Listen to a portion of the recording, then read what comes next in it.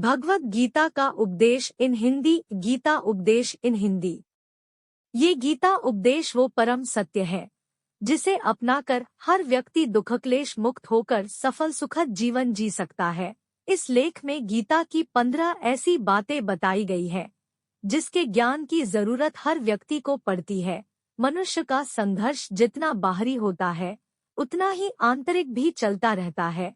सोच और कर्म का संतुलन ही सफल जीवन का मंत्र है। सही गलत और उचित निर्णय की दुविधा में फंसे व्यक्ति को गीता के इन उपदेश से मानसिक संबल और धैर्य मिलता है। 1. विश्वास की ताकत।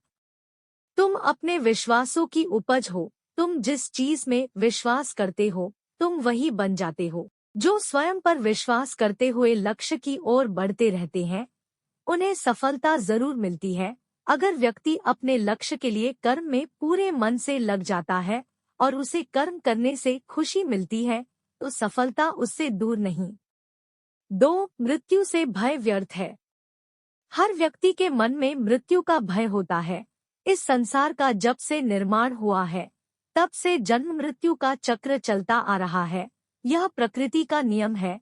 इस सत्य को स्वीकार करके भयमुक्त होकर आज में जीना चाहिए। किसी को भी आने वाले पल। 3. कर्म सबसे ऊपर आता है। श्री कृष्ण अर्जुन से कहते हैं कि व्यक्ति कर्म करने के लिए ही पैदा हुआ है और बिना कर्म किए कोई रह नहीं सकता। फल की चिंता करना व्यर्थ है क्योंकि इससे मनुष्य का मन काम से भटकने लगता है। किसी कर्म से सफलता नहीं मिलती तो क्या हुआ, असफलता भी ज्ञान के द्वार खोलती है। अगर बिना फल की चिंता किए कर्म करते रहोगे तो सफलता और मन की शांति जीवन भर तुम्हारा साथ नहीं छोड़ेगी। जो कर्मफल से विरक्त होकर कर्म करता जाता है उसका आध्यात्मिक ज्ञान बढ़ता जाता है। 4. हमेशा स्वार्थी होना गलत है। जो व्यक्ति हमेशा स्वार्थ प्रेरित होकर फल की चिंता करते हुए कर्म करते हैं और सिर्फ फल ही उन्हें कर्म करने को प्रेरित करता है, ऐसे लोग दुखी और बेचैन रहते हैं क्योंकि उनका दिमाग हमेशा इसी उलझन में फंसा रहता है कि उन्हें क्या फल मिलेगा। स्वार्थी व्यक्ति सुखी नहीं रह पाता और ऐसे व्यक्ति से कोई भी संबंध नहीं बनाना चाहता। इसलिए स्वार्थ से ऊपर उठें और दूसरों का हित भी सोचें। 5. क्रोध से सबका नुकसान होता है। क्रोध या गुस्सा करना व्यक्ति के दिमाग में उथल-पुथल पैदा कर देता है। आवेश में विवेकहीन होकर कई बार व्यक्ति अपना ही नुकसान कर बैठता है या फिर अपनी ही मानसिक शांति को भंग करके खुद को कष्ट देता है।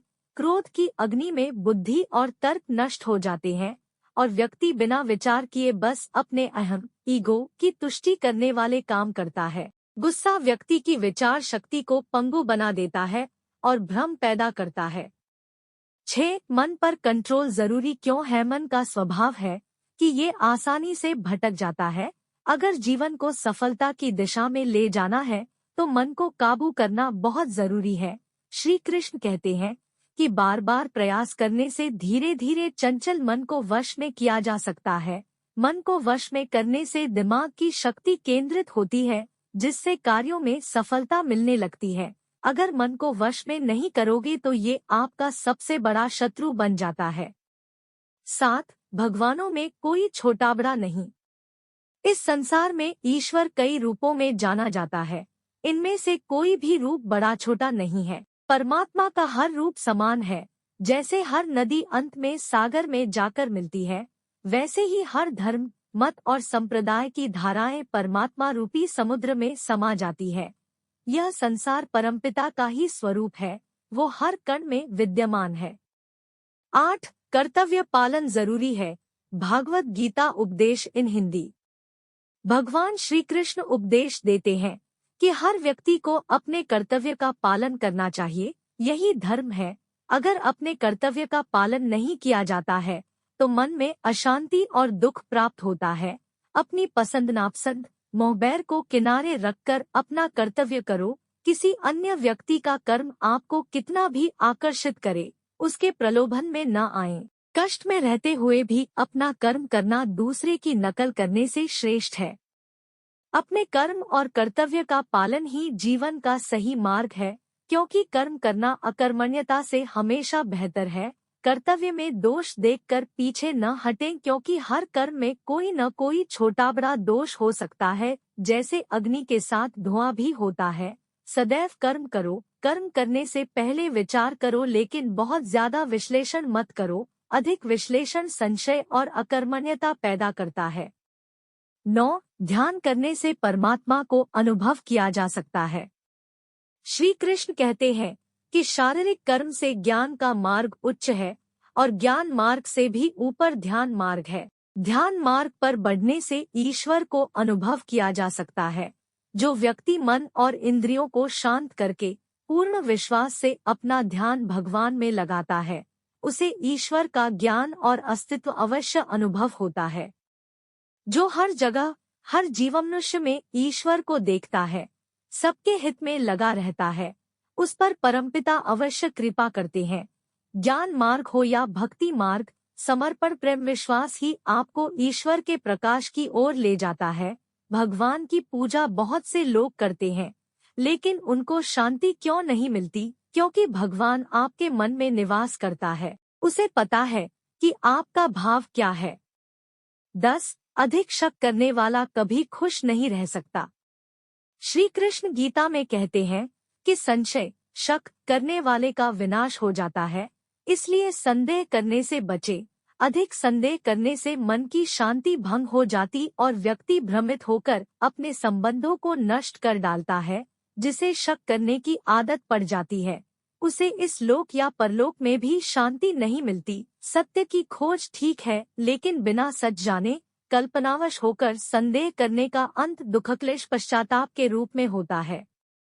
11. अति करने से बचें।